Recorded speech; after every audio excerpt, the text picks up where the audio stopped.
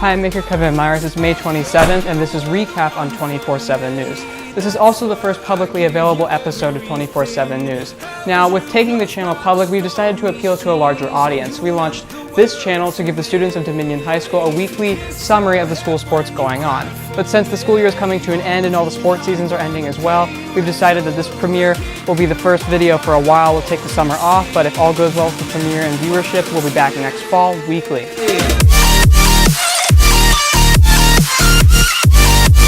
Okay, so we're currently pulling our data from the Dominion High School athletics site, which is, well, less than optimal. We're also pulling data whenever we can from DHS Twitter pages, but please, if we're behind on anything, or if you suggestion for a better place to get scores from, leave a comment below. With that out of the way, let's start with baseball. The varsity team ended its record-breaking season with an unfortunate loss in a district tournament to Riverside High School with a score of 8-3. The varsity softball team finished its season at a loss as well in a district tournament to Loudoun County High School with a score of 19-4.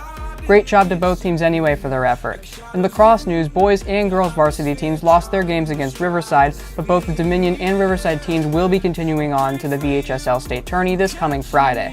In soccer, the boys varsity team lost last Wednesday to Loudoun Valley High School 2-1, but will continue to the Region 4C Tourney tomorrow.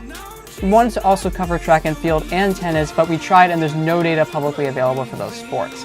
Well, that's it for our premiere. Thanks for watching Recap. Our sources are in the description, and don't forget to like, comment if you like technology. Watch Tech on June 1st.